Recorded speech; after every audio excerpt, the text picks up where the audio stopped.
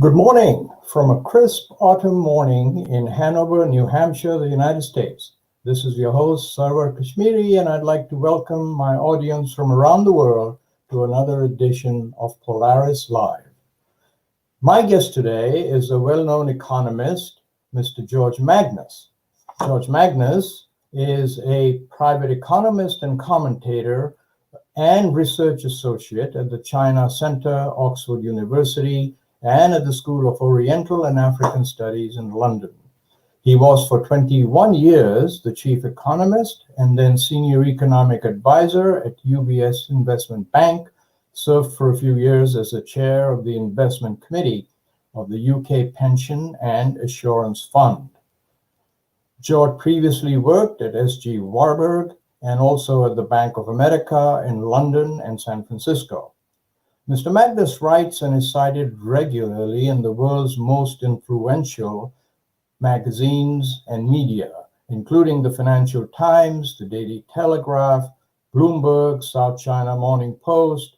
He is a frequent contributor to UK and international television and radio programs. His written work and a blog can be found on his website, which is at www.georgemagnus.com. He is the author of 3 books, most recently, Red Flags, Why Xi's China is in Jeopardy, and allow me to show you the cover of the book. I'm really jealous because it's the only book on China that has a better cover than mine. So George, I'll take that up with you later. Anyway, so I've known George for many years, and I've really admired his keen sense of humor, which he's been able to maintain after a lifetime of associating with economists, bankers, and politicians. So please join me in welcoming Mr. George Magnus. Thank you. Good morning, George. Good morning.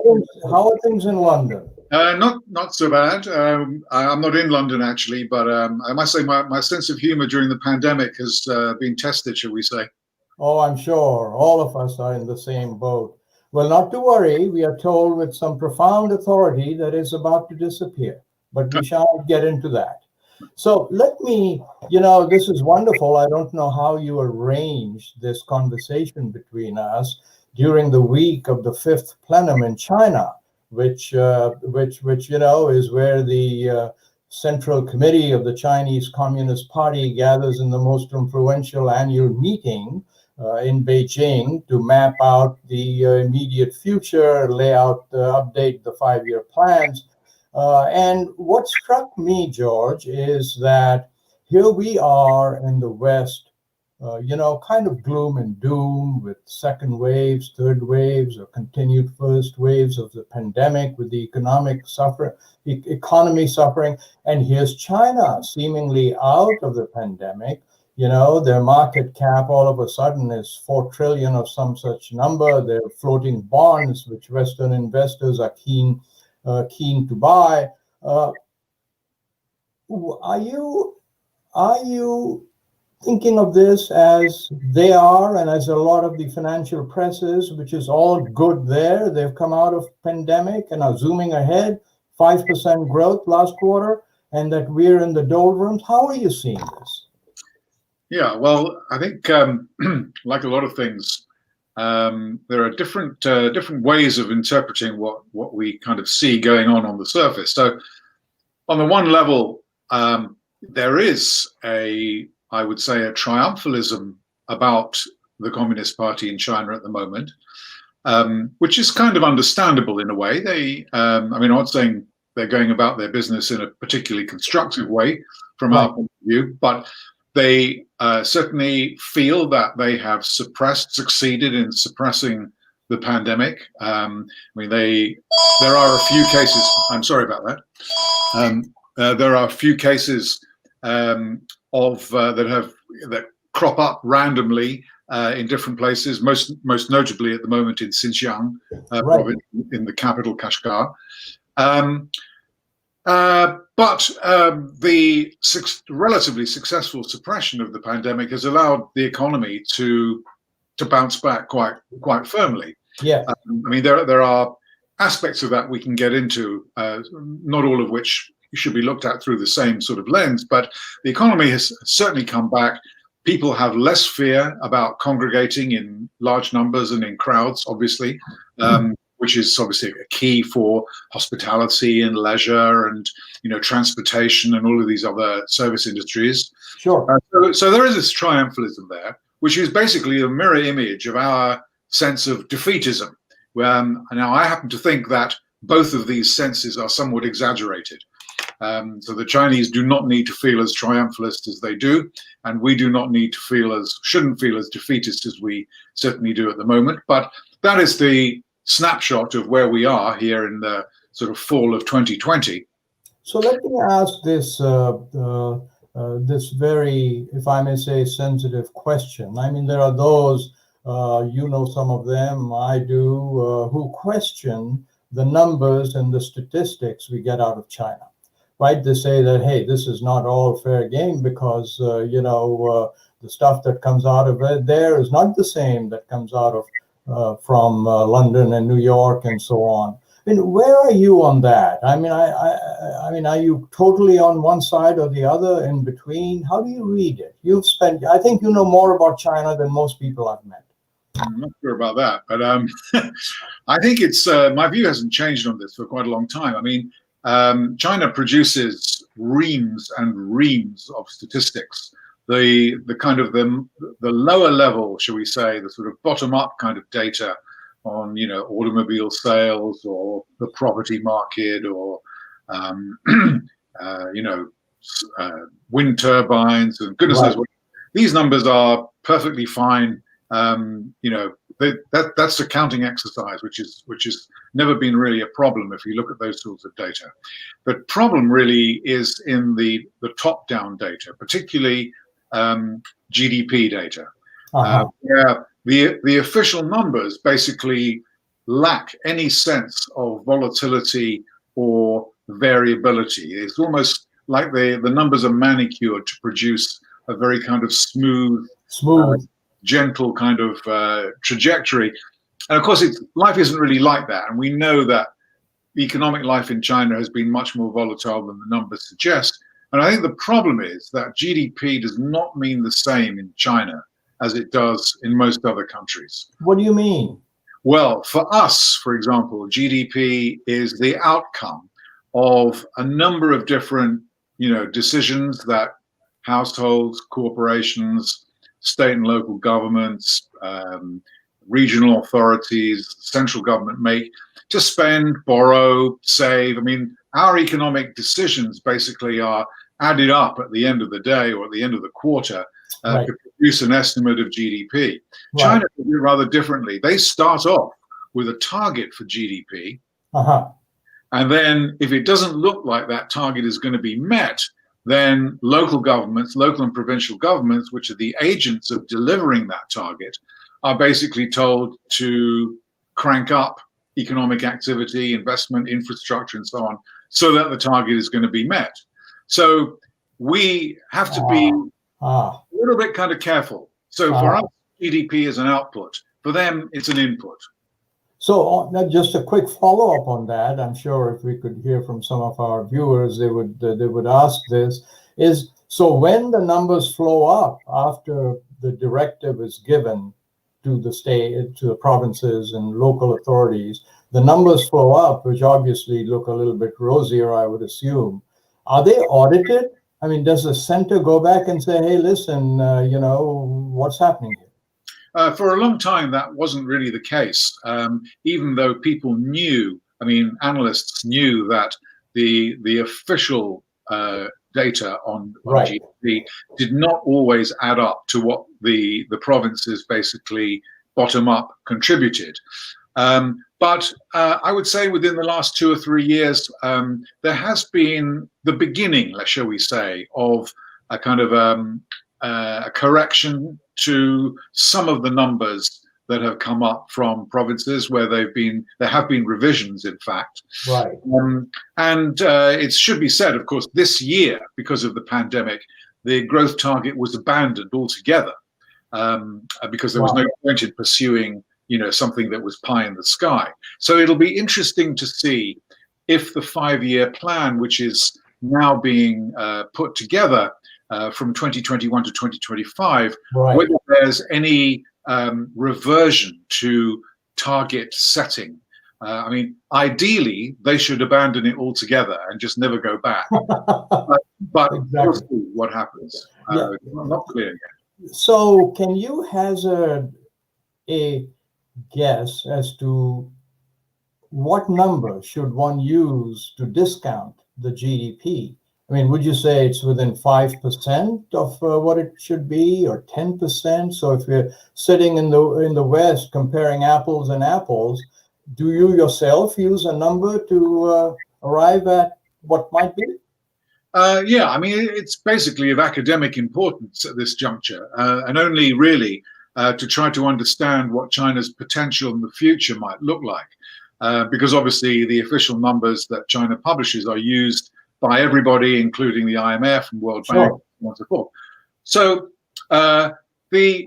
let's leave aside 2020 and 2021, because the pandemic is going to throw, it's going to have fun with everybody's economic numbers, Right.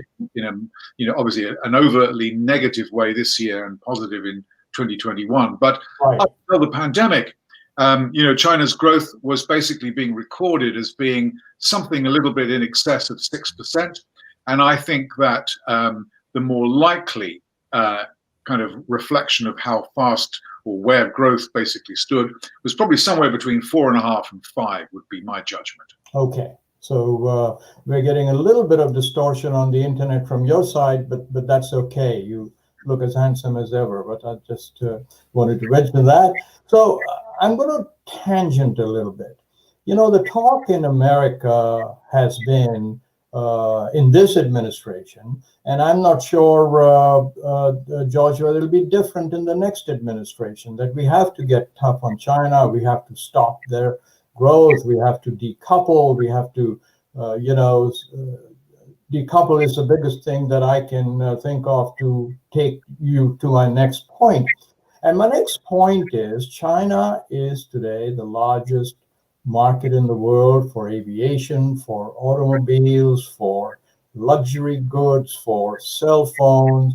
I was reading a statistic the other day in the Financial Times that said in the last 7 months, China has produced something like 37 billionaires with a B. And their total net assets are greater than the GDP of Russia, which is the 10th largest economy in the world. So my point is, when you have that kind of a power, how can you decouple? How can you say, oh, well, we're going our own way and they'll crumble and we'll force them to do it? Does that make any sense to you? As an economist, it doesn't make any sense to me at all, because, our training basically is that economic systems should be efficient and fair, and they should work without impediment, and so on and so forth, subject to obviously certain kind of criteria and constraints and what have you. So the idea of integration of business and commerce cross-border, basically is what we think efficiency derives from, and welfare. I don't mean like unemployment or sick healthcare, but people's generally welfare in the world, derives from open borders and trading and so on. So as an economist, it doesn't make any sense. But as a political economist, I wouldn't say it makes sense, but it's the kind of thing that we've seen before, and we can put it into perspective, which is that the relationship that China has to the United States, for example, and vice versa, has changed enormously over the last 40 years or so. Right. So once upon a time, it was a hungry customer, then it became a feisty competitor, then it became and has become basically all of those things plus an adversary in many different ways. And some of that has to do directly with a kind of the rising, falling, relatively speaking, rising and falling powers, and some of it has to do with a change in governance in China since Xi Jinping came to power in 2012. Right. Since when, China has seen an opportunity that basically has been spawned by the financial crisis in the first instance in 2008, and Right. then the pandemic, to realize goals which the Communist Party holds very dear.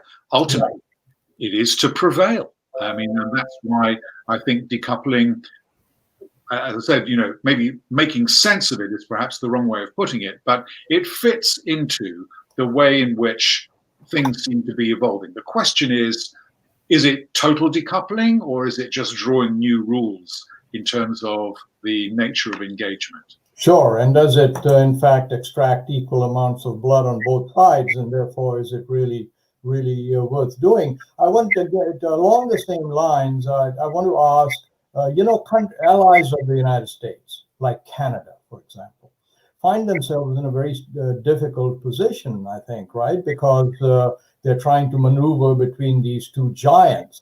And I'm thinking about the CFO of Huawei, who is now in home arrest in Vancouver, in Canada, because the United States wants to extradite them, and then now China has taken in Canadian diplomats who they accuse of spying. How do you see American allies, UK, Canada, Australia, and so on? Do you think it's going to be more and more difficult for them to maneuver in this space between the US and China? Yeah, we need to have this conversation on the 4th of November, to be honest, or after the election. Well, I'll hold that as a promise. It's really tricky. I mean, I think that my judgment really is that there are lots of things that people will say and do say about the incumbent president in the United States and his administration. But one of the things that I think is undeniable is that, he called for a reset or a change in the way in which we viewed and engaged with China. And I think that since that view seems to be shared across the aisle in Congress, and also, to be honest with you, across the aisle in a lot of people's parliaments or legislatures as well, I think the whole thing, basically strikes a chord now, universally. So I think there is a fundamental, I was going to say a need, but there's a fundamental wish that exists, I think, amongst America's allies to come together and for the United States to demonstrate some sort of leadership, cohesion, agenda setting, which everybody can row in with and basically own a part of, right? Because for the United States and Europe, for example, to kind of be like cats, kind of tearing at each other over, petty little trade issues and so on and so forth. I mean, these things perhaps will always happen, but actually we could do a lot better. And so I think that's why, certainly in Europe, we look, there's no secret about this. Europeans, I think, by and large, if I can speak for, 400 or 500 million of them, by and large, we think that a change of presidency that would restore alliances and trade agreements around the world, or in the Western world, would be a good thing. So, I think it's the President Trump has certainly struck a chord for a lot of governments to kind of rethink and think anew about national security and the role of China. But actually, we do need I think we do need American leadership in this area, which so far has been, not all that we would have liked it to have been. Okay. I'm going to ask you, as we run into towards the end of this program, I just believe, and tell me if you agree or disagree, that unless the United States and China, the two largest economies and powers in the world, work together, we will not shorten the problems that are plaguing the economy after the pandemic. they work together, perhaps we can bring the economy, the world economy, back much quicker than not. And so I'm going to ask you to put on your thinking hat, your blue sky hat. Is there a project you can think of that the United States and China can work together, as so shaking of hands, if you will, that Xi Jinping can take pride in saying, oh, look, America is now wanting to work with us and America can make money, or what? Is there something that you can think of, perhaps in the Belt and Road Initiative, that the two can connect? Yeah, I mean, I don't think this is rocket science, really. So, I mean, you know, if you think about climate change, you think about financial regulation, you can think about peacekeeping, you can think about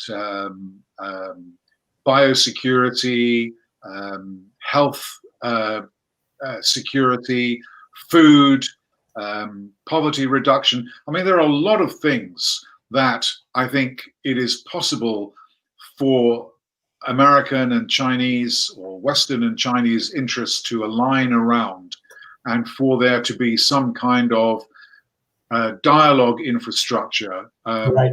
which allows, you know, allows negotiators to try to, you know, discuss things and reach some kind of agreement. Having said that, of course, I think one of the things that we recognize now as well is there are a lot of things that passed muster in the past that will not do so in the future. Yeah. And so it is a very delicate diplomatic kind of standoff that we are at the moment. And yes. It'll need very careful, you know, carefully prepared and deliberate and finally put sort of negotiations to try to establish what the nature of some kind of rapprochement might be. But that rapprochement will not be a return to the status quo ante. And it presupposes, of course, also that Beijing is equally enthusiastic. And we should not lose sight of the fact that, you know, China is a Leninist state, that Xi Jinping has opined and articulated about the struggle between socialism and capitalism, which he wants to win, basically, for China, and to change the governance of the global system that suits China's interest better. So we should be careful, of course, that this is, you know, it would be an illusion to think that the Chinese are just waiting for an American administration to come, you know, with open arms and say, well, let's pick up where we left off. That's just real. But we should try. And I think try. So listen, I could spend a whole morning listening to you, as I'm sure would a lot of our viewers. I really, really, really want to thank you for taking this time. I know how busy you are. And hopefully after the election, we can have a 2 or 3 or 4-way conversation with you and others. But meanwhile, my real appreciation, and we'll talk again soon, George. Thank you so much.